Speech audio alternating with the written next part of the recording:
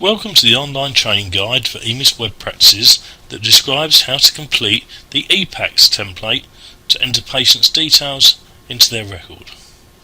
Before you start the training, please make sure you've downloaded and installed the EPACCS EMIS web template and have familiarised yourself with the contents of the document EPACCS Service Description and Process. When entering data into the template, please be aware that a number of the items are mandatory.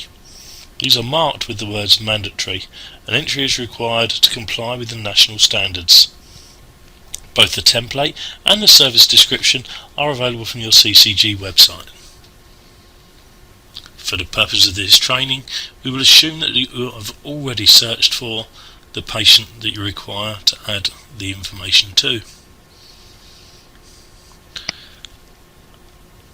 Add data using a template and find the EPACCS version 2 template. The new template has been modified to ensure that all mandatory information is on the first page and that it's in a more clinically suitable way to record to make it easier for clinicians. You'll see that the template now has 3 pages, a summary, a continuation of that summary, and an end of life page. If we look at the summary page first, you will see that it holds all of the mandatory fields required to complete the template. We work our way down, selecting the options and entering the information required. As we do this, the information will be saved in the template. It's important for things like consent status that we record the information, as the information that we will be recording will be shared with St Elizabeth's Hospice. As you complete the information in the template, picking options from the drop downs or completing the text boxes. Some options are automatically selected, the record creation date for example, and automatically fills with today's date. This can be amended if required. Working our way down the template, completing the information,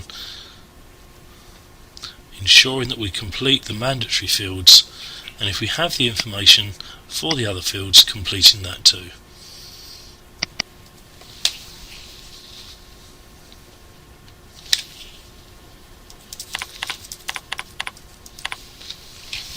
There is also a Word version of this template available for people to print and take with them out to a patient's home to prompt you for the questions and answers required. As we've completed the template, we can either click in the fields or use the Tab key on the keyboard to move between the fields.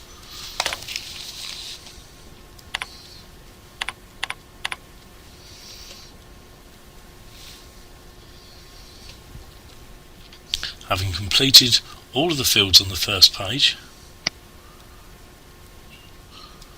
and if necessary scrolling down the screen to complete those items, we can at any point move to any of the other pages to complete the information on here.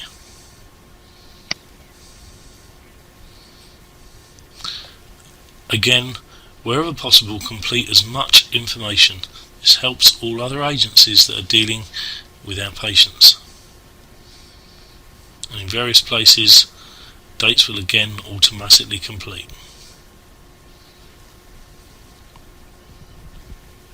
Once completed all the information, the template should be saved.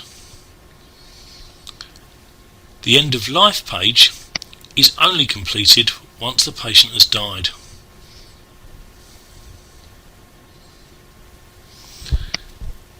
Now that we've entered the EPACCS data into our clinical system, the final stage is to extract the data to a PDF or Word document and send it by NHS mail to St Elizabeth's Hospice. St Elizabeth's Hospice will then create the EPACCS record on their System 1 unit, so it's available to all other providers of patient care.